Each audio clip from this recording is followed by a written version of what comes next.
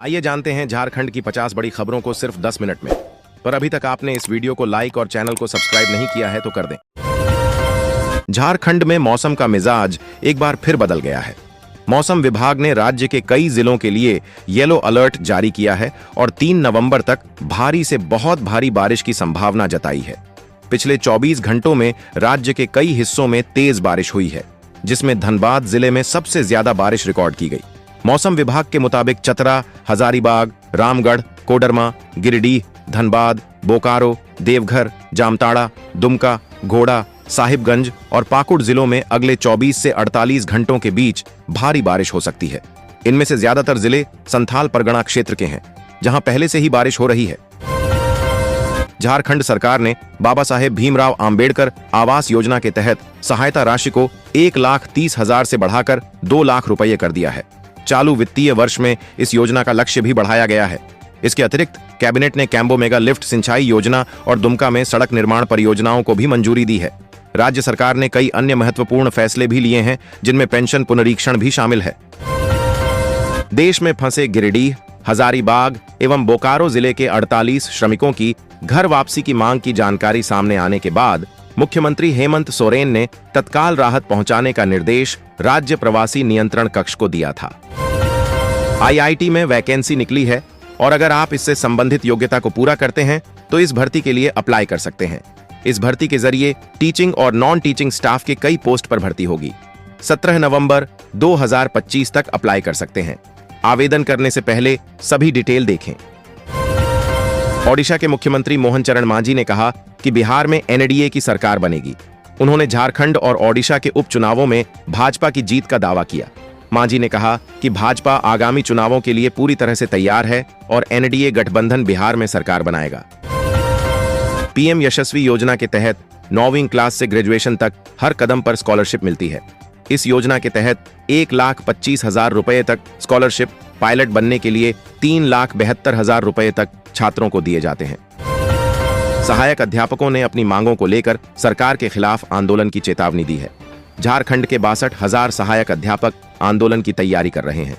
आगामी 5 नवंबर को मंत्री सुदीप्य कुमार सोनू के आवास का घेराव किया जाएगा और 15 नवंबर को रांची में मुख्यमंत्री आवास का अनिश्चितकालीन घेराव किया जाएगा। यह निर्णय झारखंड राज्य सहायक अध्यापक संघर्ष मोर्चा की बैठक में लिया गया, जिसमें समान काम का समान वेतन जैसी मांगें शामिल हैं। रांची में आज सोना और चांदी के भाव में स्थिरता दर्ज की गई है। आज 22 कैरेट सोना प्रति 10 ग्राम 1,14,250 रुपए और 24 कैरेट प्रति 10 ग्राम का भाव 1,19,960 रुपए है। वहीं प्रति किलो चांदी 1,66,000 रुपए के भाव से बेची जा रही है। झारखंड प्रदेश कांग्रेस मुख्यालय रांची में संगठन सृजन को गति देने के लिए अध्यक्ष केशव महतो कमलेश की अध्यक्षता में महत्वपूर्ण बैठक हुई, जिसमें 25 नवंबर तक जिला कांग्रेस कमेटियों को पुनर्गठन किया जाएगा। झारखंड का एक गांव ऊर्जा के क्षेत्र में आत्मनिर्भर हो गया है। यहां रसोई गैस अब मात्र 100 रुपए में घरों तक पहुंचाई जा रही है। इस पहल से गांव के लोगों को काफी राहत मिली है और उनके जीवन स्तर में सुधार हुआ है। यह उपलब्धि दिखाती है कि सही दिशा में प्रयास करने से ऊर्जा आत्मनिर्भरता संभव है। मधुसूदन मुकुंद दास जी को रांची का अमोघ महाराज कहा जाता है। वह आईआईटी और आईआईएम से पढ़कर करोड़ों की नौकरी छोड़कर कृष्ण भक्ति में रांची इस्कॉन मंदिर का नेतृत्व कर रहे हैं। मोन्था चक्रवात से हुए नुकसान की सूचना किसान टोल फ्री नंबर पर कॉल कर दें, लोहरदगा उपायुक्त ने कहा। जिन्होंने नहीं कराई है फसल बीमा, वे भी दर्ज कराएं शिकायत। झारखंड के 25वें स्थापना दिवस पर 11 से 14 नवंबर तक स्कूलों में कई कार्यक्रम होंगे। झारखंड शिक्षा परियोजना परिषद ने निर्देश जारी किए हैं। स्कूलों में प्रार्थना सभा, क्विज, निबंध प्रतियोगिताएं होंगी, जिनमें झारखंड के इतिहास और संस्कृति पर ध्यान केंद्रित किया जाएगा।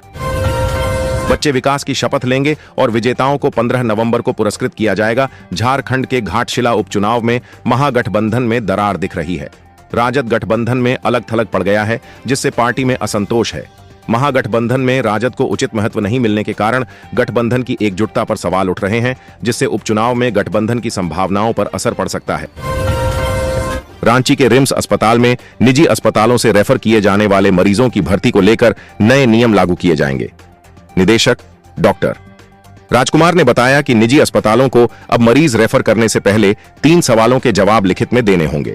ऐसा इसलिए किया जा रहा है क्योंकि कई निजी अस्पताल गंभीर मरीजों को रिम्स भेज देते हैं, जिससे अस्पताल पर अनावश्यक दबाव बढ़ जाता है। इस कदम से मरीजों को बेहतर इलाज मिलने की उम्मीद है। झारखंड हाई कोर्ट में महिला सुपरवाइजरों की नियुक्ति पर लगी रोक बरकरार है।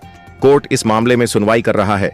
याचिकाकर्ताओं ने नियुक्ति प्रक्रिया में अनियमितताओं का आरोप लगाया है, जिस पर कोर्ट विचार कर रहा है और जल्द ही फैसला सुनाएगा। रांची के कृषि अनुसंधान केंद्र द्वारा विकसित सोयाबीन की स्वर्ण वसुंधरा और मटर की स्वर्ण तृप्ति प्रजाति देश भर में लोकप्रिय हो रही है।